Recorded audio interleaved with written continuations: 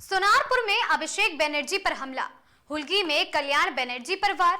ममता बोली हेलमेट ना होता तो जान भी जा सकती थी। टीएमसी ने बीजेपी को ठहराया जिम्मेदार, लेकिन क्या सच है अभी सामने नहीं। नमस्कार, आगाज टाइम्स देख रहे हैं आप, मैं हूं आपके साथ पलक शर्मा। पश्चिम बंगाल के राजनीति में एक बार फिर सियासी तापमान चरम पर है।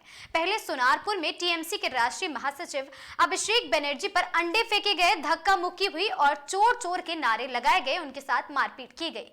इसके कुछ ही घंटों बाद हुलगी में टीएमसी सांसद कल्याण बनर्जी पर कथित हमला हुआ है, जिसमें उनके घायल होने की भी बातें सामने आई हैं। सवाल ये है कि क्या ये महज विरोध प्रदर्शन था या फिर इसके पीछे कोई सुनियोजित राजनीतिक रणनीति।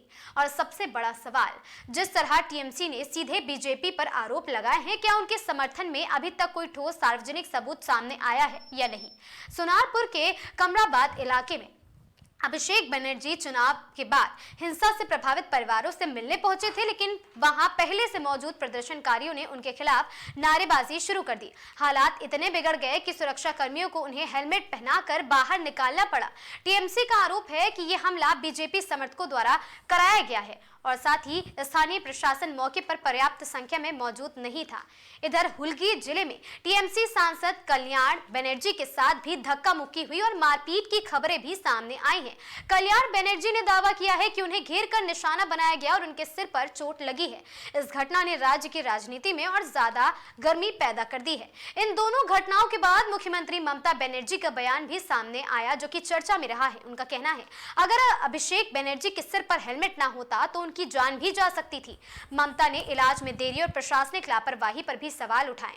उनके इस बयान ने पूरे मामले को और भी अधिक राजनीतिक बना दिया। हालांकि दूसरी तरफ बीजेपी नेताओं ने इन आरोपों को खारिज किया और पार्टी का कहना है कि राज्य में टीएमसी के खिलाफ जनता का गुस्सा बढ़ गया है और उसी का असर विरोध प्रदर्शन में दिखाई दिया है। यहीं पर सबसे बड़ा और अहम सवाल खड़ा होता है। टीएमसी ने पहले भी कई मौकों पर राजनीतिक हिंसा या विरोध प्रदर्शन के पीछे बीजेपी की भूमिका होने का आरोप लगाया है, लेकिन इस बार भी जांच पूरी होने से पहले किसी निष्कर्ष पर पहुंचना जल्दबाजी होगा। अभी तक जो जानकारी सार्वजनिक है उसमें आरोप और साथ ही प्रत्यारोप दोनों मौजूद है, लेकिन अंतिम सच जांच और सबूतों के सामने आने के बाद ही स्पष्ट हो सकेगा। अभिषेक बनर्जी पर हमला, कल्याण बनर्जी पर वार और उसके बाद ममता बनर्जी का तीखा बयान। इन घटनाओं ने बंगाल की राजनीति में नई बहस छेड़ दी है।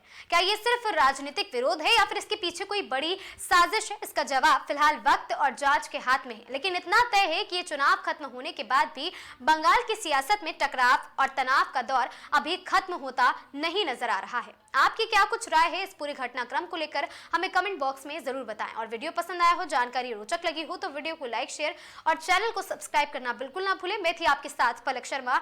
हमसे जुड़े रहने के लिए देखते रहें आगाज टाइम्स।